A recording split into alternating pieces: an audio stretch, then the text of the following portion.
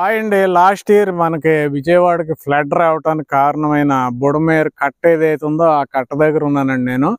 అయితే ఈ కట్టకి చాలా ఈజీగా ఎలా రావచ్చు అంటే, ఈ ఊరంతా ఏంటంటే కొండపల్లి ఊరండి. జనరల్గా మనం జక్కంపూడి, కొత్తూరు, తాడేపల్లి, కౌలూరు మీదగా వస్తాం. చాలా లాంగ్ అయిపోద్దండి. రోడ్డు ఫెసిలిటీ కూడా సరిగ్గా లేదు. మీరు చాలా ఫాస్ట్గా వచ్చేయాలంటే మనకి కనకదుర్గ టెంపుల్ నుంచి గొల్లపూడి మీదుగా ఇబ్రహీంపట్నం వచ్చేసి ఛత్తీస్గఢ్ హైవేలో ఈ కొండపల్లి వచ్చారంటే, కొండపల్లి నుంచి మళ్ళీ విజయవాడ వెళ్ళే రోడ్డు అంటే కౌలూరు మీదుగా విజయవాడ వెళ్ళే రోడ్లో ఇవ్వండి. ఇవన్నీ కొండపల్లి హౌసెస్.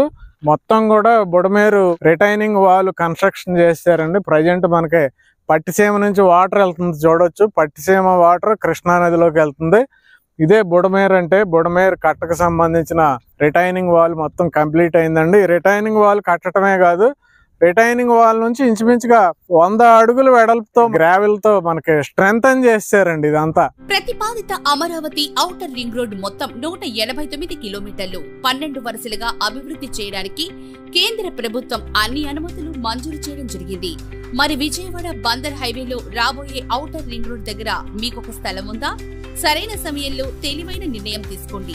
పేద ఓగిరాలలో సిఆర్డీఏ అప్రూవ్డ్ ప్లాట్లపై ఇన్వెస్ట్ చేయండి. వివరాలకు సంప్రదించండి. ఇక మీద విజయవాడకి ఎంత పెద్ద వర్షం పడినా విజయవాడ 1% కూడా డ్యామేజ్ అవదండి. ఇక మీద విజయవాడ 100% సేఫ్ అండి.